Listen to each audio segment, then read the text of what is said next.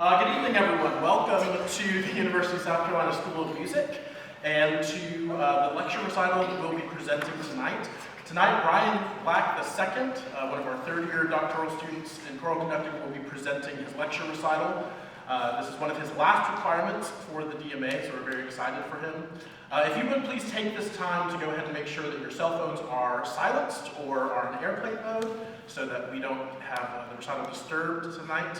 And when you take this time, please to welcome Brian Black to the stage. Thank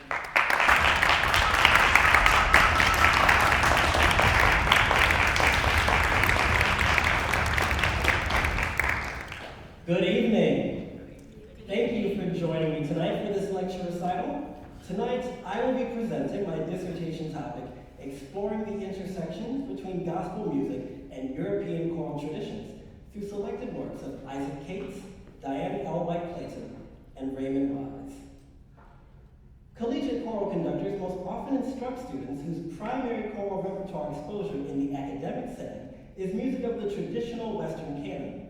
In choral repertoire, this often refers to vocal art forms which were established in European countries such as England, Germany, France, Italy, circa 1450 to 1900. Vocal and compositional developments throughout Europe were led by Renaissance, Baroque, classical, and Romantic era composers such as Palestrina, J.S. Bach, Mozart, Mendelssohn, and so on.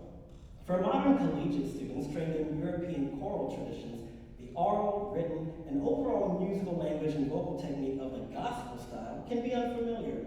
However, many gospel writers who received a formal music education in Western music theory and composition, private lessons, and ensemble exposure implemented the influences of European music traditions in some of their gospel music. The works of these gospel composers may contain some similar structural material, vocal and harmonic elements typically seen in European choral music.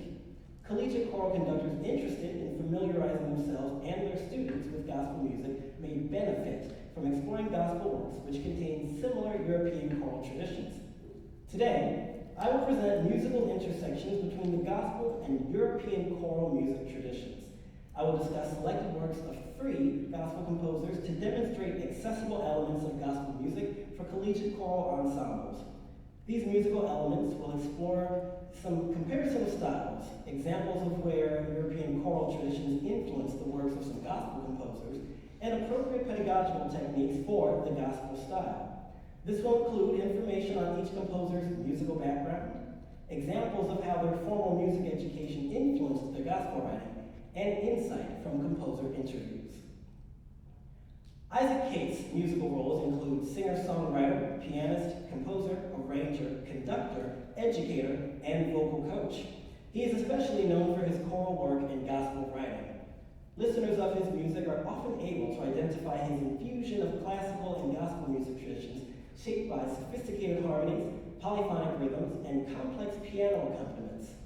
Early in Cates' career, he was compared to Richard Smallwood, who has also been heralded by many for his blending of classical music in his gospel works since the 1970s. Cates' music has been performed by vocalists, choruses, and orchestras worldwide in schools, churches, and on concert stages. Cates was born on January 24, 1985 in Kansas City, Kansas. His relationship with music began at the age of 4 when his mother enrolled him in piano lessons. His piano lessons and his upbringing in his Black Pentecostal Baptist church gradually formed his musical influences. As he grew and continued to develop his musical skills and his piano skills, Cates became a child prodigy and began to appreciate the routine and discipline that came from studying classical music techniques and repertoire. Throughout his early high school years, he was regularly active in singing in high school choirs, taking voice lessons, and learning how to write and arrange music. Cates went on to study voice and piano at the University of Missouri, Kansas City Conservatory of Music, where his participation in the choral program became highly impactful on his musical interests and compositional writing. Cates felt as at home with his classical music training as he did with Black church music traditions. As a young man, growing up in these styles both shaped and benefited his overall musicianship. In his family's Baptist church, musical offerings for worship often consisted of both modern gospel choir music, which was taught by rote, and choral anthems or concert spirituals, which were taught by published choral sheet music. This meant that several of the church musicians he knew, particularly pianists, often had classical training beyond the gospel tradition, even if they did not participate in both gospel and classical traditions regularly beyond the worship service. During his studies at UMKC, Cates collaborated with a colleague in 2004 to form Ordained, a small gospel group made up of skilled vocalists, music educators, and worship leaders. They released their first album, Take My Life, in 2006. They have since released 2 additional albums and several singles, which have featured much of Cates' choral output. The Lord's Prayer was released on Cates' 2006 album and serves as a unique choral setting of an established text which stands out among many others. Cates set the text in several short rhythmic phrases which would challenge singers in the learning process and are best learned by rote. The first choral phrase is sung as a 16th note ostinato with additive entrances and marcato accents on words mostly on weaker beats. The next 2 phrases that follow, Give us this day our daily bread, and forgive us our debtors, are also marked by additive choral entrances and specific articulations for the text. These passages are best taught by having singers first speak the ostinato and rhythms in repetition, and then adding the accents in order to ingrain the stylistic pronunciation of the text. Cates also creates a few climactic phrases using Western chords with gospel vocal technique. For example, on the word debtors, he creates a moment of tension by setting the choir on a diminished chord, which inverts 3 times before resolving on a 5/7 chord. For the phrase, For thine is the kingdom, the choir outlines a 5 chord, with voices starting low in their register, and then singing a glissando up to the word thine on a high resolved tonic chord. This requires a change of pitch, vowel placement, and vocal register within half a measure. Singers can use a rounded O vowel to focus the initial placement of the word for, as they would in Western vocal music. During the glissando, they would simultaneously widen and open the vowel to an ah, as in bottle or car. In general, during this piece, Cates recommends that closed, vertical, or rounded vowels should be placed more open and forward. This placement will remain consistent throughout the piece and could even be used in a vocal warm-up of singing on that forward ah vowel to prepare singers for the transition. This can be especially useful for singers who may not have the upper register pitches in their chest voice. I believe that this piece can be a great opportunity for choral singers to explore differences between Western and gospel vocal technique, learning how to sing both styles healthily in their own voice. Several of Cates' gospel compositions involve interpolations of well-known classical and romantic works. Cates became deeply inspired by Mozart's Requiem in D minor upon performing it during his studies at UMKC, particularly the Lacrimosa. Mozart famously penned the opening 8 measures before his death in December 1791. Cates was also impacted by the meaning behind the text and how it might relate to the Christian perspective of faith and the Christian perspective of death. Where the Lacrimosa was a petition for the last rites of the soul, he reflected on the Christian salvation and baptism being a death to one's old life as they surrender themselves to God's will for them. This led Cates to set the opening 8 measures of Mozart's composition in the original Latin, and then set his own text in English. Throughout the course of this piece, the style and vocal technique essentially transitions from a European choral sound to a traditional gospel sound. The opening Latin verse should be rehearsed with darker, rounded vowels, with singers relaxing these to a forward open placement as the English text is introduced. The intersection of the European choral sound begins to shift towards gospel as the sopranos and altos sing the phrase, "And stay with me always," on a descending 8th note triplet figure. This brief figure is within the stepwise sequence of a 17th or 18th century melisma, with the intention of the singers employing a brighter modified vowel for it with a contemporary gospel sound. The vamp includes a soloist and the choir singing, "Where you lead me, I will follow," with a repeated circle of fifths progression in the piano accompaniment, as each voice enters individually after the soloist. Cates creates rhythmic complexity with added quarter note duple rhythms in each voice at different points in their individual parts, thus making a 2 versus 3 sensation with the text.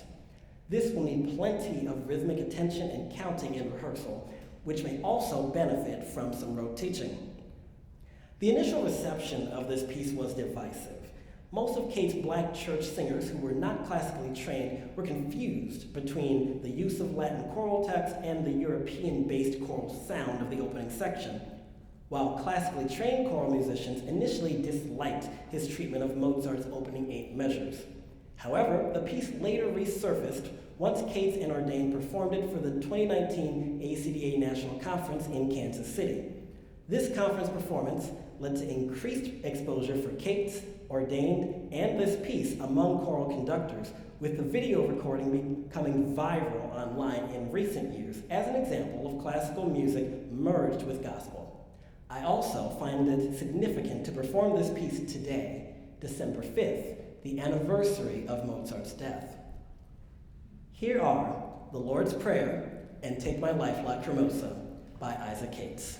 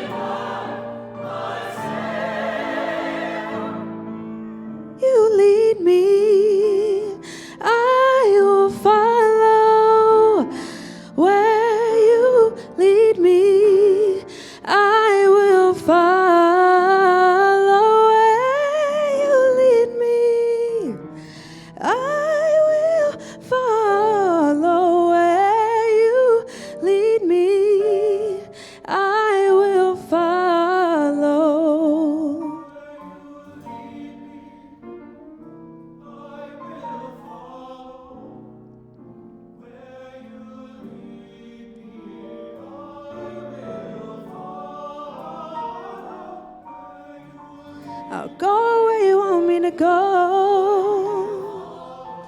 Oh, where you lead me.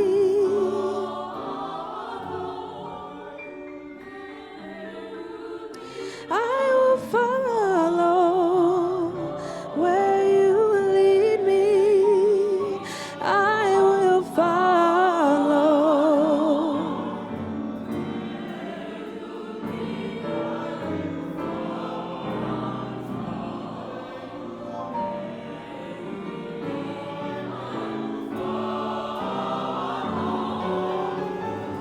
I will follow. I will follow you wherever you tell me to go. I will go if you say so. Lead me, Lord. Lead me, Lord.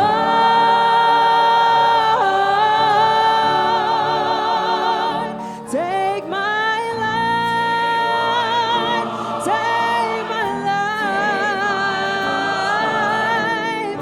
Lord, take my life. Take my life. Lord, every day. Please forgive me my past, Lord.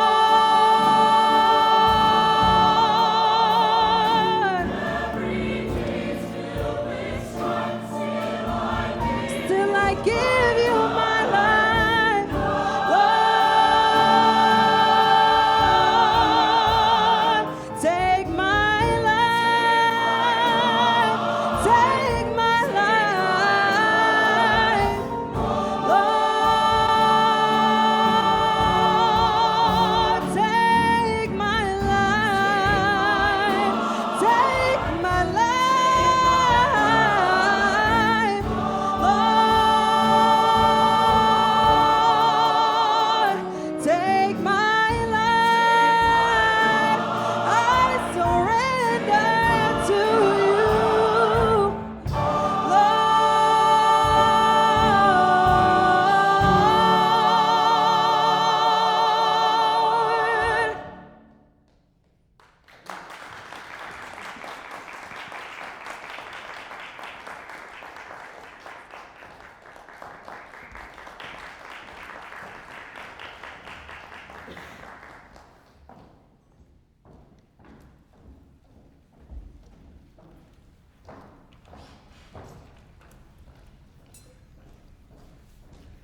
Dr. Diane L. White Clayton, also known as Dr. D, is a composer, pianist, conductor, soprano soloist, author, and speaker. Over the course of 4 decades, she has composed a wide variety of sacred choral works. She has several anthems and gospel works, arrangements of African, Korean, and African American folk songs, and atonal classical works. Her works have been performed in major concert venues including Carnegie Hall, ACDA conferences, and the Walt Disney Concert Hall in Los Angeles. She describes her compositions as a melange of the power of gospel music, the technique of classical music, and the colors of jazz. She has published several scores, albums, and books through her publishing company, Bythax, which stands for Bringing You Talented, Heavenly-Minded Artists with Excellence. She is also the founding director of the professional vocal ensemble, Dr. D and the Bythax Ensemble. Dr. White Clayton was born in 1964 into a family of musicians and ministers in Washington, D.C. Similar to Kate's, she grew up in an African-American Baptist church where worship music tradition consisted of both African-American sacred music and European choral music. She was singing in their church's children's choir at the age of 4 and began taking piano lessons. By age 9, she found herself playing piano and writing songs for the Sunday school choir. Following high school, Dr. White Clayton attended Washington University in St. Louis, Missouri, where she received her Bachelor of Arts degree in piano, voice, and composition in 1986. She received both her master's and doctoral degrees in music composition from the University of California at Santa Barbara. Influenced by her exposure to 17th through 19th century European repertoire for chorus and solo piano, she began to construct her compositions with similar structures, and she would often quote some of these works directly. She has specifically enjoyed quoting Baroque-era compositions and including characteristics of the style in her writing. She finds there to be what she calls an easy marriage between Baroque music and gospel music because of the improvisatory styles that are inherent to these traditions, even if the two genres do not use the same type of improvisation. She discussed Baroque polyphony as one of her structural influences, and many of her works feature a polyphonic vamp in which each voice part breaks into their own motive that overlaps with the other voices, increasing the texture as each voice part enters. Utilizing these quotations of European music repertoire, as well as their harmonic language and progressions, has been a consistent influence in her writing, particularly as a feature for her accompaniments. Many of her piano accompaniments feature a blend of soloistic lines with arpeggiations and functional progressions which can be embellished by the performing pianist as they desire, similar to the functional improvisations that a 17th century keyboard player may have approached with figured bass. Many of the aforementioned elements are featured in her anthem, Be Thou Exalted, written in 1992 and revised in 2008. The choral opening demonstrates Dr. White Clayton's 19th century influence, as the opening parallel choral phrases include passing tones in the inner voices, expressive dynamic contrast, emphasized dissonances, and prolonged harmonic resolutions. The gospel influence can be heard in the triadic vocal writing, as well as in the drama created in the consistent caesura pauses. This section is best rehearsed employing strong initial consonants, a lifted soft palate to produce vertical vowels, and focused intonation for the unison pitches which end the phrases. The polyphonic vamp on the text, Be Thou Exalted above the heavens, let thy glory above all the earth, features Baroque-era buoyancy and precision, written in a march-like pattern in a 12/8 meter. Conductors can use a similar rehearsal process for note learning as they would for the imitative passage of a Lutheran cantata by J.S. Bach. Examples may include rehearsing singers on individual vocal lines using a neutral syllable for pitch and rhythmic accuracy, having them speak the text with a light, buoyant quality, and singing with intentional clarity for entrances and releases. I would certainly recommend this piece for a chorus of singers who are familiar with Baroque vocal technique, and conductors may even consider programming this anthem on a concert paired with other Baroque repertoire. Dr. White Clayton also encourages pianists and conductors to improvise during the repeats of the anthem, with embellishments in the piano accompaniment, additional repeats of the vamp after each vocal entrance, or isolating individual voice parts. Here is Be Thou Exalted by Dr. Diane L. White Clayton.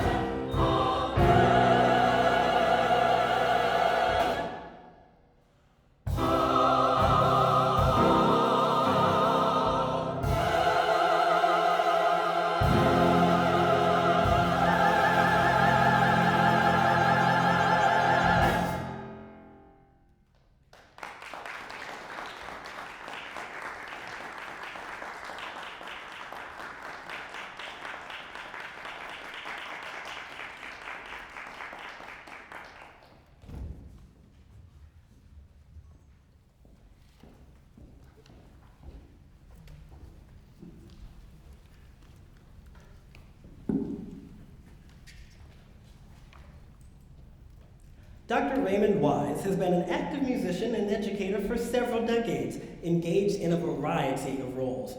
He is a choral composer, conductor, professor, countertenor, pianist, author, and an ordained minister. His output as a composer is especially prolific, as he has over 680 choral works, including original gospel compositions, anthems, art songs, church cantatas, and several arrangements of spirituals. His works have been published by numerous national music publishers, including GIA, Hal Leonard, and Abingdon Press. In 2003, Dr. Wise released the Raymond Wise Choral Sheet Music Series, through which over 300 of his gospel, spiritual, and choral arrangements are available. He has been privileged to perform his compositions in renowned concert halls worldwide, including Carnegie Hall, Berlin Philharmonic Hall, and Smetana Hall in Prague. Dr. Wise was born in 1961 in Baltimore, Maryland, and was also born into a family of musicians and ministers. By the age of 3, he found himself singing with his family's gospel singing group, the Wise Singers, along with his 5 siblings. He began learning piano by age 4 and writing songs by age 9. The Wise Singers would often open concerts for established gospel artists such as Reverend James Cleveland, Pastor Shirley Caesar, and others. This exposure to gospel music and artists had a major impact on his musical interests. In his 2002 dissertation on the development of gospel music throughout the 20th century, Dr. Wise noted the greater education opportunities afforded to African Americans as a result of the 1954 Brown versus Board of Education Supreme Court decision and the rise of the Civil Rights Movement. Throughout the 1960s, many young African American students in the Virginia, Baltimore, and Washington, D.C. areas attended historically black colleges and universities, such as Howard State University and Morgan State University. Students who studied music became increasingly influenced by the formal music education and training in European music traditions. For some young composers, like Dr. Wise, who had a background in gospel music, this led to the creation of compositions with elements of both gospel and classical music by the 1970s. While this innovation was unique and particular to those regional areas, Dr. Wise recalled how gospel was initially prohibited in academic settings, relegated only to worship services. Dr. Wise felt that he was on a mission to do 3 things: to prove the validity of gospel music in academic settings, to bring elements of his education to gospel audiences to enhance their musical techniques, and to unite people from different cultures. He set out to do all of these things through his teaching, composition, and writing textbooks for conductors and educators to increase the accessibility of gospel music and spirituals for musicians beyond the African American churches. In addition to his dissertation, Dr. Wise has developed and implemented courses in African American gospel music, spirituals, and worship, and he's also formed gospel choirs at various universities, seminaries, and his gospel music production company, Ray's Productions. Glory and Honor was originally written as a trio for Dr. Wise and 2 of his Ray's Production singers in 1985, and was later revised as an SATB choral piece. He once performed this piece with his Ray's choir at a gospel festival, where their performance was able to change the tone of the room, bringing together both the gospel audience and the classical audience. The piece notably features a vamp with several rising inversions in the upper voices as the choir repeats glory, honor, with the sopranos, altos, and tenors rising up to very high A's, E's, and C's, respectively. In addition to Dr. Wise being a countertenor and writing for the advanced voices that he had, he also wanted to use word painting to create the effect of ascending higher into the heavens. Typically, higher singing in gospel music is associated with the chest voice and belting. However, Dr. Wise encourages the use of head voice for singers as they continue ascending, which allows for a differentiation in the vocal tone. This is similar to the expansion of vocal ranges in late classical era repertoire, such as those found in choral works by Beethoven. While the dynamics will naturally increase with the vocal ascensions, conductors should encourage singers to maintain an open vocal space based on a rounded ah vowel, gently approaching each reentrance with a sigh-like quality to alleviate any potential for vocal strain. The piano introduction also uses several arpeggios, rhythmic decorations and embellishments, harmonic shifts, and ascending and descending lines, which have heavy influence of late classical music. Dr. Wise often uses classical style introductions to bring out an almost instantaneous draw to engage the listener, but differently than one would expect from a traditional upbeat gospel piece. The main verse of this piece is hymn-like, set in a homophonic phrase with several specific articulations which demonstrate the exact character to speak the text. This encourages specific treatment of each note value, word stress, and phrasing.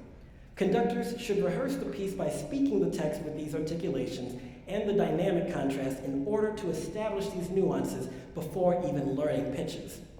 While this piece is virtuosic due to the higher ranges, the notes and phrases themselves are much less challenging to learn, allowing conductors time to focus more on the specific articulation nuances in the score and the song structure with the frequent repeats.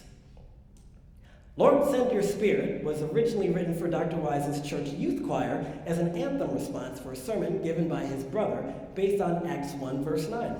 This is an excellent piece to teach classically trained singers gospel pedagogy. Dr. Wise highly recommends that much of the piece can be taught via rote modeling more than reading the physical score. Similar to Glory and Honor, the score for Lord Send Your Spirit has several specific articulation markings for enunciating the text, which conductors should demonstrate via call and response. For example, each iteration of the phrase, Lord send your spirit, Lord send your power, Lord send your glory, the strong syllables in spirit, power, and glory are consistently emphasized. Two of the sections lend themselves well to conductor improvisations. One is the phrase, send your spirit, send your power, send your glory, ending with the soprano's and alto singing fall on us on a unison descending line. The second section begins in the middle of the piece with each voice layering in, singing Lord, send your spirit. Both sections may be repeated ad lib, with the conductor using the repeats to change the dynamics, use neutral syllables in place of text, or isolate individual voice parts. In doing so, the conductor must give clear gestures when they desire to move on. In tonight's performance, the choir will find out exactly how many repeats we will take at the same time as the audience. Dr. Wise encourages classically trained singers to perform this piece memorized, allowing themselves to be fully immersed in the flexible, improvised structure of the piece. They're also able to perform with more freedom of sound, utilizing the same forward open valve referred to earlier. Conductors should rehearse this piece with informed modeling based on familiarizing themselves with the written articulations and an appropriate forward tone. They should also focus on conducting melodic rhythms and dynamics in the piece rather than traditional conducting patterns, as the pulse will be maintained by the rhythm section. Many of Dr. Wise's pedagogical literature in gospel may also assist conductors looking for how to employ this style. Dr. Wise encourages the singers and conductors as they learn this piece, saying, you have permission to enjoy this piece. Be free, enjoy yourself, and that's what will make the difference.